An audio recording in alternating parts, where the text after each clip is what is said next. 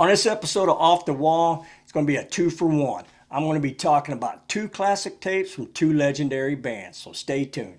All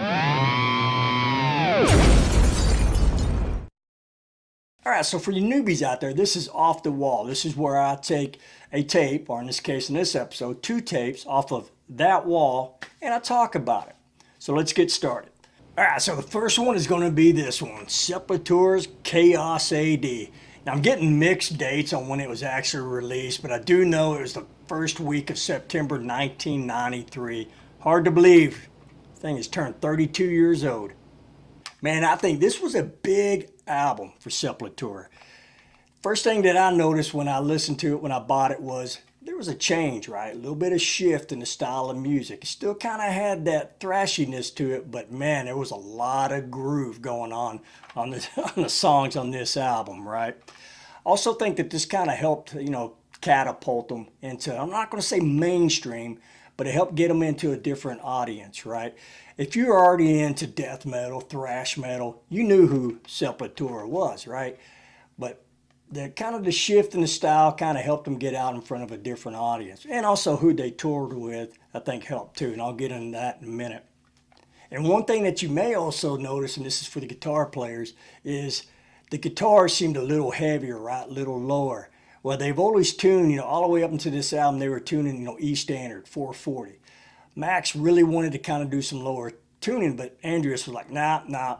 But Max said, hey, Black Sabbath tuned down a full step to D standard, so that kind of helped, and they went with that. So you do notice a little bit of a drop. They're down a full step, so it kind of gives it that real kind of heaviness and chug to it.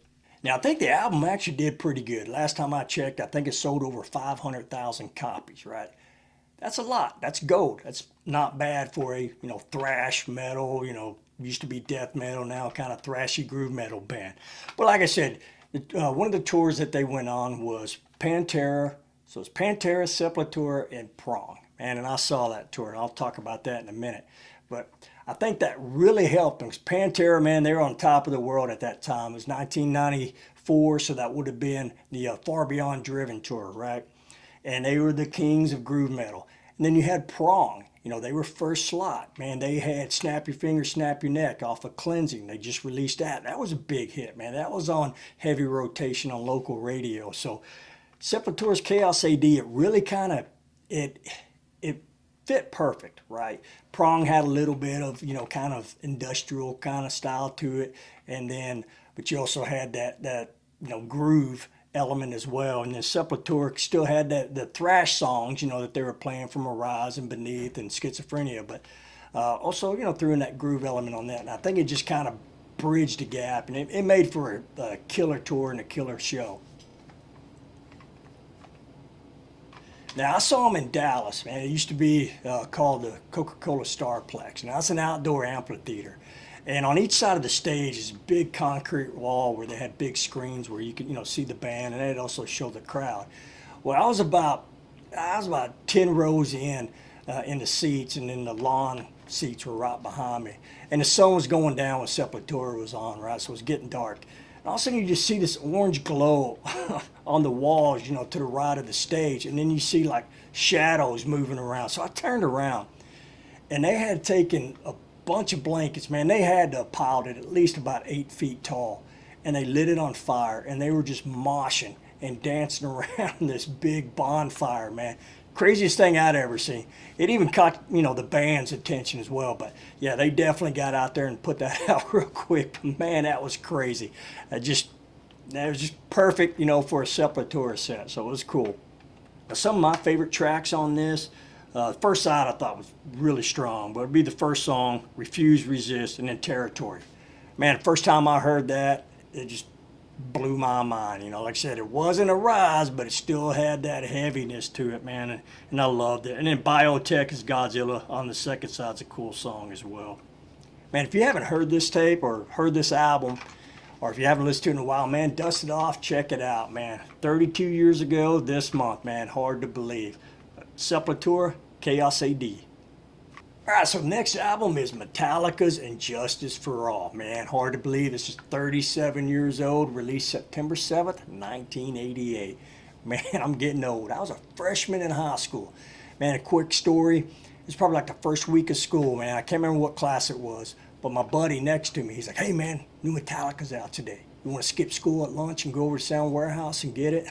I just kind of laughed. I said, I was a goody-goody. I said, nah, man, I'm good. I'll pass, but you have fun. And he did. Next day, I heard all about it, man. All right, this was a big album for Metallica, right? This is the first album that their new bass player, Jason Newsted, played on, right? Or was it? They were also nominated for a Grammy for this album. Best hard rock or metal album or band. Only to lose it to Jethro Tull. Man, I don't know what that was all about, but maybe it was the lack of flute solos, right? It definitely wasn't for the bass playing. And they also were coming off a big tour when this released, right? In the summer of '88, they were on the Monsters of Rock tour, which was Van Halen, Scorpions, Dokken, who was huge at the time, Metallica, and then Kingdom Come. Now in Texas, they used to have what was called the Texas Jam, and it was at Dallas. It was at the Cotton Bowl. Now for 1988, I think the Texas Jam was the Monsters of Rock tour. Man, I was 14 years old. I would have loved to gone, but wasn't able to.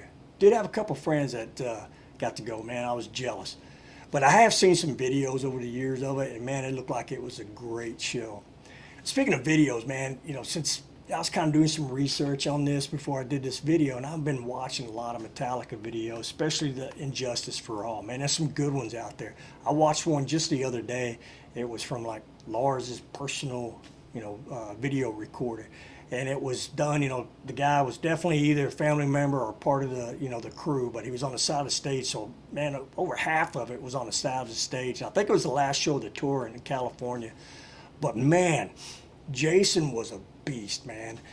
I just never realized what a big part of that band he was. I mean, his energy and just his backing vocals, I mean, he just really woke that band up, I think, man. It was just great, man. Too bad he's no longer in there. But cool, if you get a chance, go check out that video. Like I said, I think it was 1988, maybe 89 was the last show. It was out of California, but it's some cool footage, man. They sounded pretty good. Man, I think this is probably one of my favorite Metallica albums, right? It was the album that really kind of got me into them, where I really was listening to them, and I think it's great. Now, you can argue about the production and everything, but it's still just that guitar, just that tone, man. It was just heavy, and the drums, you can say what you will, but it fit the songs good. Whoever had this one originally, man, they wore it out.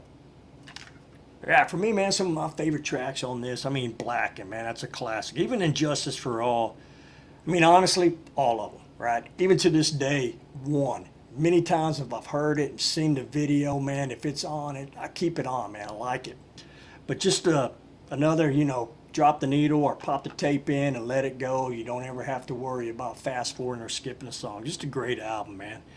If you haven't listened to this one in a while, man, definitely, check it out again. If you've never heard it, man, you've been living under a rock, man, check it out. It's awesome, man. Once again, Metallica and Justice for All.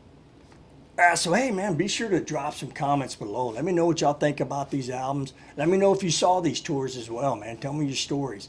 All right, and as always, man, I appreciate y'all stopping by. And until next time, take care.